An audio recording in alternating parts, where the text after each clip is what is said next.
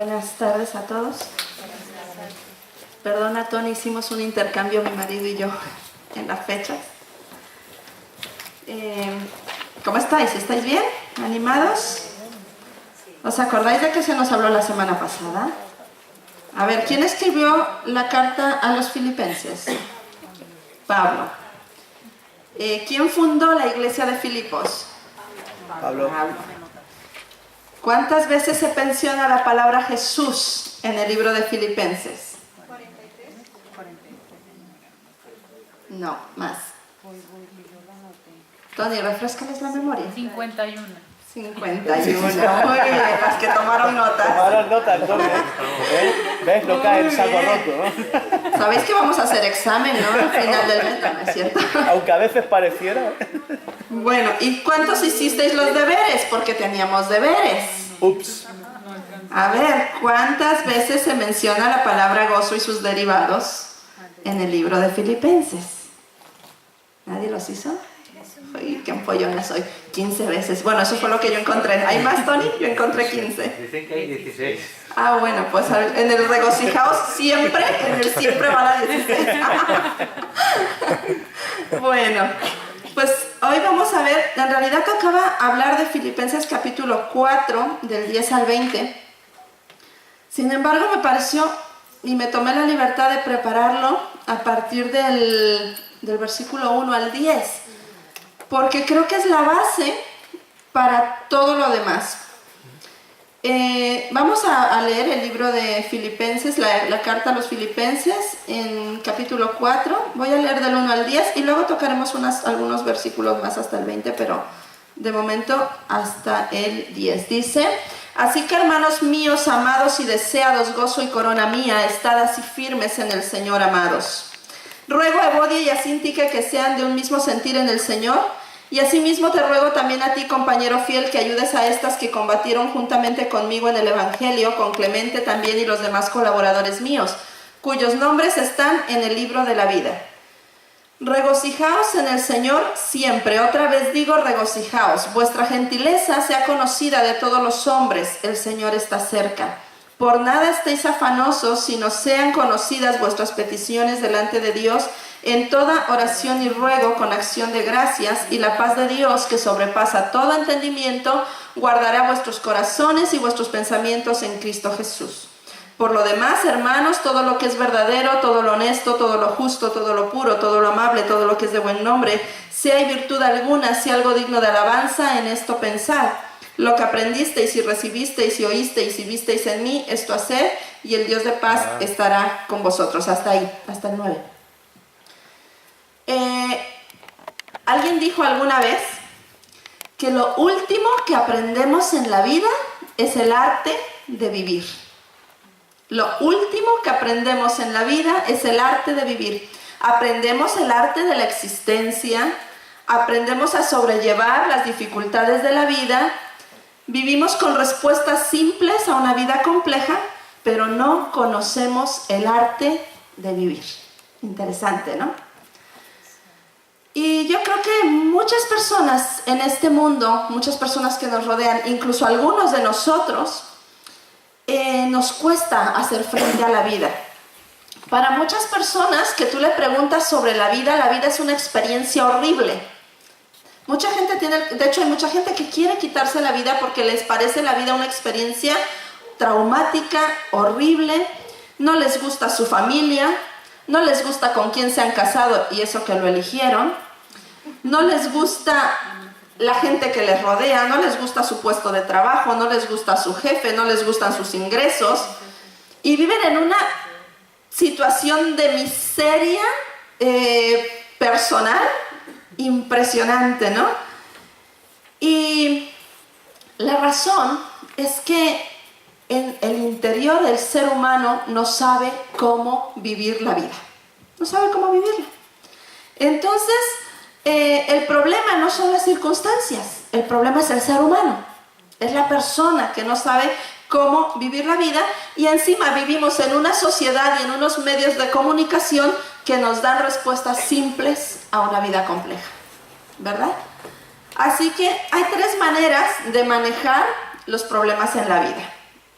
Número 1, puedes explotar emocionalmente. Explotas a gritos, explotas en un ataque de pánico, explotas en una crisis de ansiedad, explotas.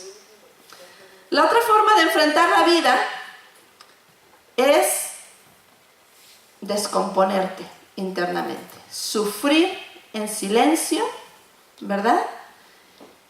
Te corroe todo por dentro y al final todo se somatiza en enfermedades. Y la tercera forma de vivir la vida es avanzando a través de los problemas para salir en victoria. Amén. Hay 3 formas, yo no sé en cuál estás tú, pero Dios quiere que seas capaz de avanzar en tus circunstancias y atravesarlas y llegar al otro lado en victoria. Por eso Pablo en este capítulo, en el versículo 9, él dice: lo que aprendisteis y recibisteis y oísteis y visteis en mí, esto haced. O sea, lo que aprendisteis, lo que recibisteis, lo que oísteis, lo que visteis en mí, esto haced. ¿Por qué? Porque Pablo era un hombre que conocía el arte de vivir, que había aprendido a vivir a pesar de las circunstancias, y él era capaz de decir: aprende de mí, aprende de mí. En otra parte dice: sed imitadores de mí, dice, como yo soy de Cristo. Entonces vamos a ver 5, déjame ver, sí, son 5 puntos, ¿vale? 6 puntos en estos versículos que nos van a enseñar, luego Pablo, yo no, Pablo nos va a enseñar el arte de vivir de una manera diferente. Número 1, dice el versículo 1: así que, hermanos míos, amados y deseados, gozo y corona mía, estad así firmes en el Señor.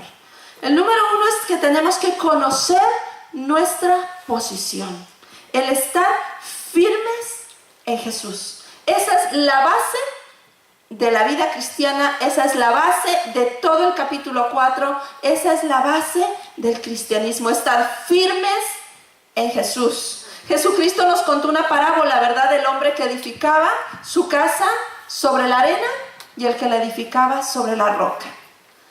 A los dos les vinieron los mismos problemas, a los dos les vinieron las mismas dificultades, a los dos les vinieron las mismas tormentas. ¿Qué casa resistió?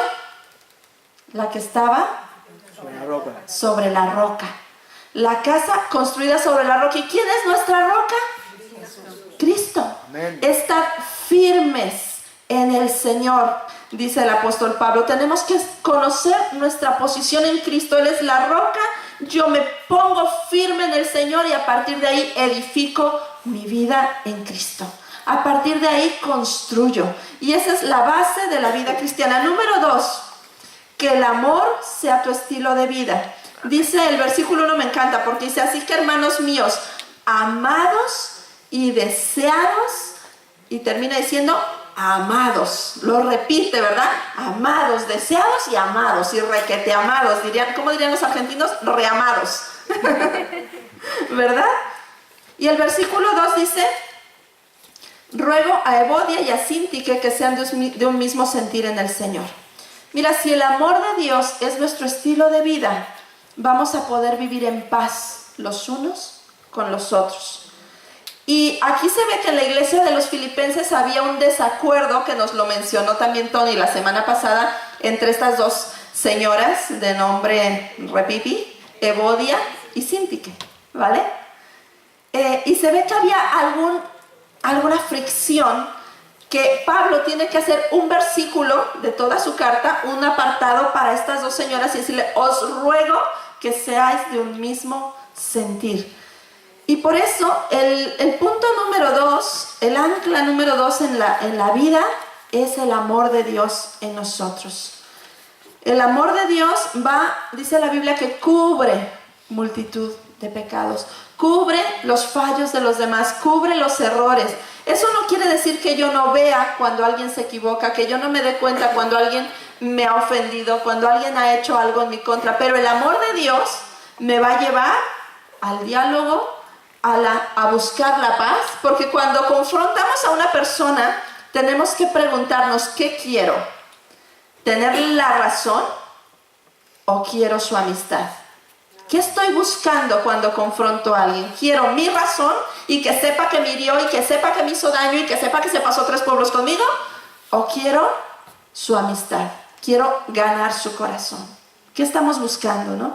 Entonces Pablo dice que sean de un mismo sentir. Y el versículo 3 dice: asimismo te ruego también a ti, compañero fiel, que ayudes a estas que combatieron juntamente conmigo en el Evangelio. Le está pidiendo a su compañero que ayude a estas mujeres a la reconciliación, a que vuelvan otra vez a tener un mismo sentir. Entonces, número 1, estad firmes, conocer nuestra posición. Número 2, que el amor sea nuestro estilo de vida. Número 3, el gozo de Dios como clave para que puedas avanzar en la dificultad. Dice el versículo 4, regocijaos en el Señor. ¿Cuándo? El día 1 que cobras. Dice siempre, regocijaos en el Señor siempre. Y por si no te ha quedado claro, otra vez os digo, regocijaos. En el Nuevo Testamento se nos dice 70 veces que nos gocemos. En el Nuevo Testamento, pero aquí solo en Filipenses, dice Tony, 16 veces dice la palabra gozo. Pero ¿en quién te vas a regocijar? En el Señor. ¿Cuántos nos regocijamos en el Facebook, en el internet?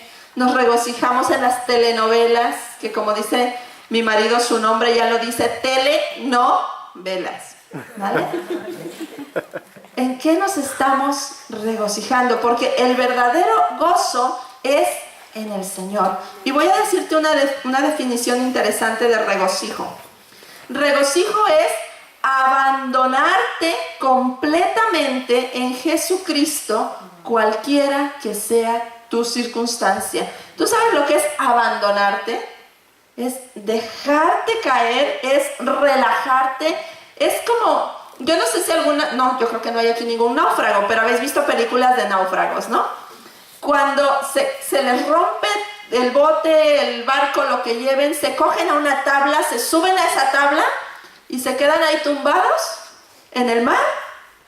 No saben si alguien los va a encontrar, no saben qué va a pasar, pero ahí se quedan en la tabla tumbados en las olas, ¿verdad? Eso es abandonarte, es ya yo no puedo más, ya no tengo fuerzas, pero tú no te vas a abandonar en una tabla a la deriva, te vas a abandonar en Jesucristo. Amén. En el autor y consumador de nuestra fe. Dice, es que constantemente estés diciendo, hey Señor, soy tuyo.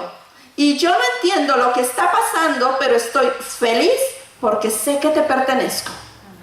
Y estoy abandonado en ti. No sé por qué estoy enfermo, no sé por qué no tengo trabajo, no sé qué va a pasar mañana, pero soy tuyo. Y eso me da gozo, eso me sostiene, eso me levanta. Y el gozo de Dios tiene 2 características. La primera es que el gozo de Dios es incesante, no para. La felicidad, nos lo decía Tony, ¿verdad? La semana pasada, la felicidad es momentánea. Cuando encuentras al hombre de tu vida o a la mujer de tu vida, qué felicidad, ¿verdad? Hasta que se levanta por la mañana con el pelo así, ¿verdad? Y el rímel corrido y sin lavarse los dientes.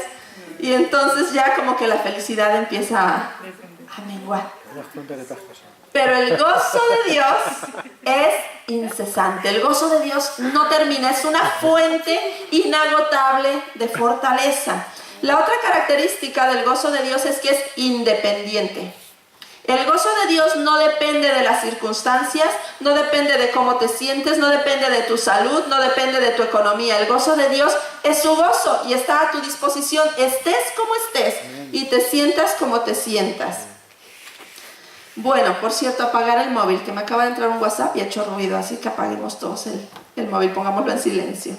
Entonces, el gozo de Dios, el gozo que viene del trono de Dios es realmente la clave que nos permite pasar por encima de las dificultades.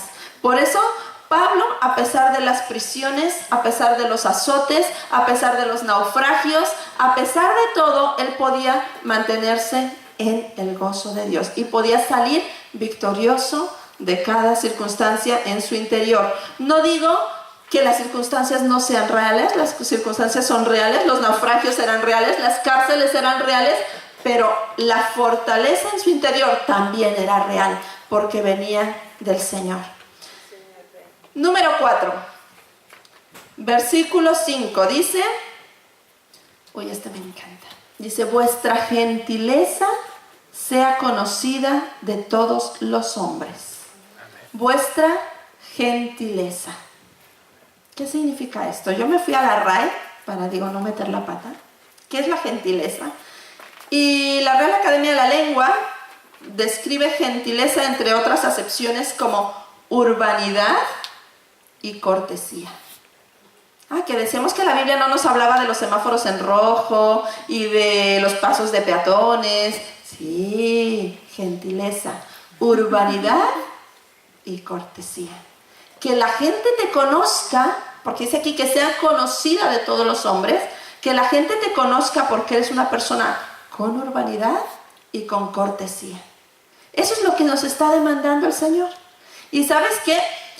Es muy difícil ser cortés y educado cuando no tienes el gozo del Señor en tu vida, cuando no tienes el amor del Señor en tu vida y cuando no estás firme en el Señor. Porque ¿sabes lo que pasa? Que a la primera de cambio, aquel viejo hombre que con Cristo estaba juntamente crucificado, se baja a la cruz y sale todo lo que era. Y sale el mal genio, y sale la falta de educación, y sale la falta de cortesía, y sale todo lo malo de nosotros. Por eso dice, firmes en el Señor, llenos de su amor, llenos de su gozo, podéis ser gentiles con los que os rodean. La gentileza. Segunda de Timoteo 2:24, que los chicos no lo tienen, pero os lo voy a leer yo. Dice, porque el siervo del Señor no debe ser contencioso, o sea, no debe estar peleando todo el tiempo, sino amable con todos, apto para enseñar y sufrido, y etcétera, etcétera. Amable. Si tú quieres ser un buen representante de Dios, tienes que llenarte de gentileza, de amabilidad, de cortesía. Amén. No gustó mucho, ¿no? La gentileza. Amén. Vamos a ser gentiles y corteses y vamos a respetar las normas de urbanidad. Amén. Número 5. Dice, puedes vivir seguro porque el Señor está cerca. El mismo versículo lo dice. Vuestra gentileza sea conocida de todos los hombres. El Señor está cerca. Yo pensaba que se refería, y toda mi vida cristiana he pensado que se refería a la segunda venida de Cristo.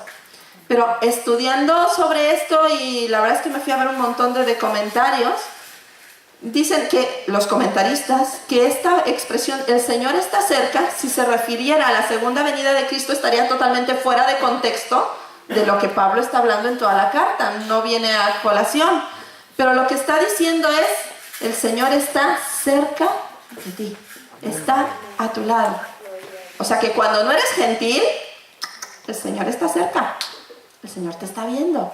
Cuando estás pasando dificultades, el Señor está cerca. Cuando estás pasando problemas, el Señor está cerca. Y para entender esto de que el Señor está cerca, vamos a complementarlo con el versículo 6 y el versículo 7, que dice, esta luz da directo aquí, ¿eh? A ver, ¿qué hacemos? Espera. Dice el versículo 6, dice, por nada estéis afanosos, sino sean conocidas vuestras peticiones delante de Dios en toda oración y ruego con acción de gracias. Y la paz de Dios, que sobrepasa todo entendimiento, guardará vuestros corazones y vuestros pensamientos en Cristo Jesús. El Señor está cerca. Su presencia tiene que ser una práctica continua en nuestra vida, el saber que su presencia está ahí, que el Señor está contigo, que el Señor está a tu lado. Por lo tanto, si el Señor está cerca, yo le voy a contar mis peticiones, yo le voy a abrir mi corazón, yo le voy a decir lo que necesito, yo voy a pasar tiempo con Él, porque Él está cerca. Pero como no somos practicantes de la presencia de Dios muchas veces, cuando viene la dificultad, cuando viene el problema, en tu cabeza se cruzan 10,000 soluciones antes de orar. Y haré esto, y llamaré a fulanito, y le diré al pastor, y de repente ya tienes 20,000 soluciones, y dices, ay Señor, ayúdame, ¿verdad? Pero cuando somos practicantes de la presencia de Dios, sabemos que podemos clamar a nuestro Dios, que Él está con nosotros y que Él tiene la respuesta para nuestra vida. Esta semana tuve una reunión de las mujeres que llevamos a Globo en Valencia y estábamos hablando sobre los principios de consejería, cuando tienes que aconsejar a alguien. Y yo les contaba que cuando yo estaba en la escuela bíblica, había una materia que era consejería pastoral y tenías que estudiar toda la teoría, pero luego tenías que firmar una hoja de confidencialidad y se le pedía permiso a la persona que iba a venir a consejería si estaba de acuerdo en que un estudiante de la escuela bíblica estuviera presente en esa sesión de consejería. Si la persona decía no, pues no entrabas. Pero si aceptaba, pues te permitían estar ahí en un rincón calladito y escuchando la consejería del pastor. Y una de las cosas que me sorprendió la primera vez que entré a consejería es que llegó una señora con un problemón con el marido, como los típicos de los problemas, ¿verdad? Que si mi marido es, y mi marido no hace, y mi marido hace, y 20,000 problemas, y luego mis hijos, y que mis hijos para acá, y mis hijos para allá. Y el pastor la escuchó. Y cuando le tocó al hablar, le preguntaba, hermana, ¿y qué le ha dicho Dios al respecto? Y ella se quedó. Dice, pues es que por eso vengo, pastor, para que usted me aconseje. Dice, ya, pero mi consejo es busca a Dios en oración. Pregúntale a Dios qué quiere hacer con tu familia, qué quiere que tú hagas al respecto. Y si después de un tiempo de búsqueda de Dios sientes que no has entendido su respuesta, vienes y hablamos. Y yo me quedé tanto con eso, porque dije, es verdad, qué fácil es ir a los pastores. Ay, aconséjeme, dígame, que está bien. Pero ¿has ido primero a Dios? El Señor está cerca de ti, está a tu lado. Pregúntale, ora, ve a la palabra de Dios, que es el consejo de Dios. ¿Qué haría Jesús en mi lugar? Y luego, después de eso, puedes venir a consejería, puedes acudir a los pastores, o si de plano eres muy nuevito y no sabes cómo leer la Biblia, ven que te vamos a enseñar cómo relacionarte con Dios, cómo ir a la palabra de Dios. Pero es importante ser conscientes de la presencia de Dios, que le puedes hablar donde estés y Él te va a escuchar, que puedes clamar a Él donde estés y en medio de tu tormenta y Él te va a escuchar. Practicar la presencia de Dios. ¿Y sabes qué pasa? Que cuando practicamos la presencia de Dios, cuando estamos firmes en el Señor, somos conscientes de su presencia y le buscamos en oración, como dice el versículo 6, toda oración y ruego, entonces la paz de Dios, que sobrepasa todo entendimiento, dice aquí, guardará vuestros corazones y vuestros pensamientos en Cristo Jesús. Y aquí me quiero detener un momento. Cuando estamos pasando por situaciones difíciles en la vida, estas dos áreas son las primeras que se ven atacadas. Nuestras emociones, ¿verdad? Nuestro corazón, la preocupación, la angustia, la ansiedad, la desesperación y nuestros pensamientos. Porque empieza un bombardeo de pensamientos, y si pasa, y si sucede, y qué hago, y qué voy, y está tu mente. Pero cuando tú estés consciente de la presencia de Dios, le buscas en oración, la paz de Dios pone en equilibrio mis emociones y mis pensamientos, guardados en Él, en Cristo Jesús, guardados mi corazón y mis pensamientos guardados en equilibrio en Cristo Jesús. ¿Cuántos no queremos pasar las dificultades de la vida con esta ecuanimidad, con esta paz, con el gozo de Dios?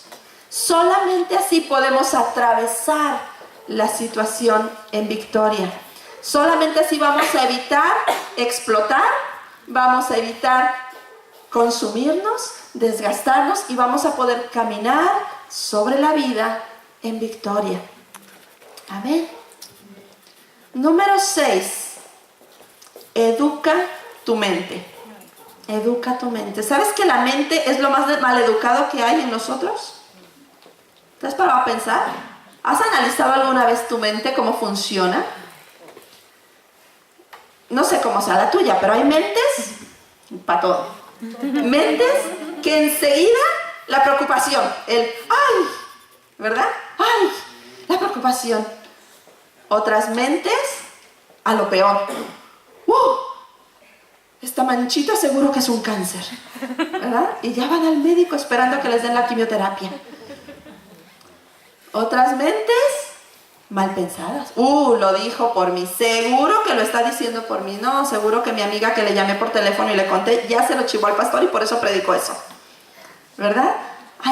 La mente juega un papel tan sucio en nuestra vida. Y con nuestra mente alimentamos nuestro corazón. Y alimentamos cómo nos sentimos. Tú dale rienda suelta a la basura que cruza por tu mente. Y vas a ver cómo en 3 minutos estás hecho polvo. Estás fatal. Dale rienda suelta a tu preocupación, dale rienda suelta a tu ansiedad, dale rienda suelta a tu angustia y en cuestión de poco tiempo vas a estar hundido, hundida emocionalmente. Porque nuestra mente es un campo de batalla continuo. Pero, ¿por qué dice Dios que eduquemos nuestra mente? Dice versículo 8, por lo demás, hermanos, todo lo que es verdadero, todo lo honesto, todo lo justo, todo lo puro, todo lo amable, todo lo que es de buen nombre, si hay virtud alguna, si algo digno de alabanza, en esto, pensad. En esto, pensad. ¿Regaláis un poquito de agua, por favor? La mente tiene que ser reeducada, queridos. Y no va a ser varita mágica ni el Espíritu Santo. Vas a ser tú y voy a ser yo quienes reeduquemos nuestra manera de pensar. Cuando se te cruza ese pensamiento que miras a tu hermanito del lado y dices, o al vecino, o a tus hijos, o a la suegra, y dices, ya estamos otra vez, ya me la jugó, ya me la hizo. En ese momento pídele al Espíritu Santo, que eso sí lo puede hacer el Espíritu Santo, que te haga recapacitar. Que te diga, busca lo bueno, busca lo honesto, busca lo verdadero. Y reeduca tu mente, porque es que encima somos hábiles para que cuando el Espíritu Santo nos viene a decir, que no está bien lo que estás pensando, sacamos nuestra lista de justificaciones. Ay, Señor, pues si tú la conoces, si tú lo conoces, ya sabes cómo es, y ya sabes lo que me hizo el mes pasado, ya sabes lo que no sé cuánto, y nos justificamos. No, queridos, reeduquemos nuestra mente, reeduquemos nuestra manera de pensar. Si hay algo bueno, algo honesto, algo verdadero, algo justo, algo puro, algo amable, algo de buen nombre, si hay alguna virtud, si algo digno de alabanza, en eso piensa. Empieza a pensar lo bueno. Y si de plano no puedes, te voy a dar otro secreto que a mí me funciona. Memoriza versículos de la Biblia. Memoriza versículos de la Biblia. Y cuando no puedas controlar tu mente, empieza a recitar esos versículos que te sabes. Y dentro de nada estarás reflexionando en lo que tu boca está diciendo y esos pensamientos se estarán yendo. A mí me funciona. Yo cuando estoy muy preocupada, cuando le estoy dando vueltas, de repente digo, Ana, para. A ver. Y empiezo. ¿Verdad? El que habita el abrigo del Altísimo morará bajo la sombra del Omnipotente. A lo mejor no tiene nada que ver con lo que estoy sufriendo, pero es el primero que me viene siempre. Porque, ¿sabéis cuando me aprendí el Salmo 91 así? Que yo me lo sabía de niña y luego se te olvida. Pero cuando fui a México, que estaba la epidemia de la gripe A, me acuerdo que yo me lo escribí en el ordenador y todo el avión yo lo iba leyendo. Y caerán a mi lado 1000 y 10,000 a mi diestra, más a mí no llegará y no sé qué. Y estaba yo. Y me lo aprendí tanto que cuando viene un problema, antes de que salga todos los versículos que me sé, viene ese, ¿no? Y a lo mejor no tiene nada que ver, pero yo empiezo a recitar el Salmo 91 y empiezo a reflexionar en ese Dios que me tiene bajo sus alas, que me tiene cobijada, que tiene cuidado de mí. Digo, ¿y qué más da lo demás? Si estoy bajo sus alas, si estoy segura en el Señor. Y tu mente se puede reeducar. Entonces, Pablo está diciéndonos, cierra esta sección diciéndonos lo que aprendisteis y lo que recibisteis y lo que oísteis y lo que visteis en mí, esto haced. Esto es, número 1, firmes en Cristo. Número 2, los que están tomando notas, ¿nadie toma notas? Número 2, el amor. Una vida de amor. Número 3, el gozo de Dios. Número 4, la gentileza. Número 5, la seguridad de que Él está cerca. Y número 6, una mente educada. Y entonces si dice esto haced, y el Dios de paz estará con vosotros.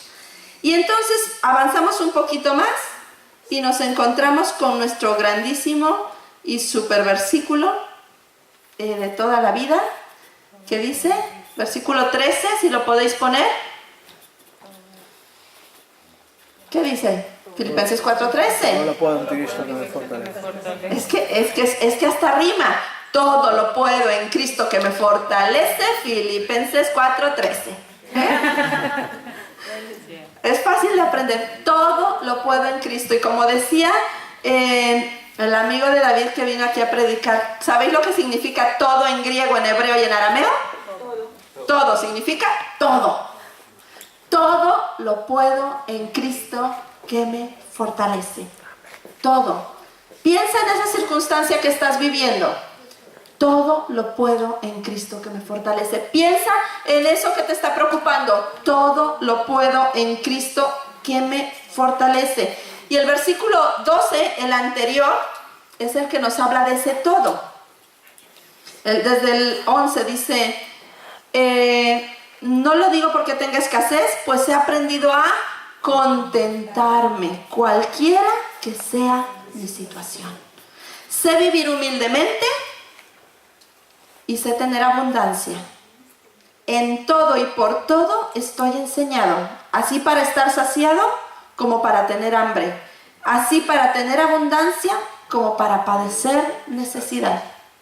Todo lo puedo en Cristo que me fortalece. Cuando él dice todo lo puedo en Cristo que me fortalece, no está hablando como un superhéroe, ¿verdad? No está diciendo, wow, todo lo puedo en Cristo. No, ese todo es, sé vivir en la necesidad y sé vivir en la abundancia. Sé pasar hambre y sé tener alimento. Sé ser feliz y sé tener problemas. Pero todo eso yo puedo en Cristo porque Él me fortalece. Yo puedo pasar por ahí. Y este todo también tiene que ver con esas 6 bases que hemos visto al principio del capítulo.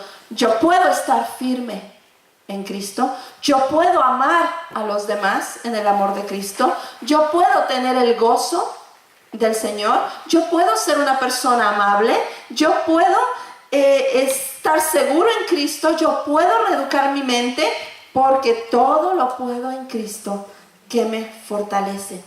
Y luego sigue el capítulo hablando de la generosidad, de una ofrenda que le mandaron a Pablo. Empieza a hablar de todo eso, pero mira, nosotros no vamos a aprender a ser generosos, no vamos a aprender a tener la mano abierta hasta que no aprendamos a estar en el Señor, firmes, a experimentar su amor, a experimentar esa seguridad de su presencia, porque cuando el Señor te pide que des y no tienes, ¿qué es lo primero? Es como un músculo, ¿verdad? Es que no tengo, ¿verdad? Y cerramos la mano para dar. Pero cuando dice Señor, si tú me estás diciendo que dé, doy. Si tú me estás diciendo que vaya, voy. Y el otro día me pasó algo muy curioso, porque yo soy muy cuadrada, dice mi marido que soy muy cuadrada, muy esquemática.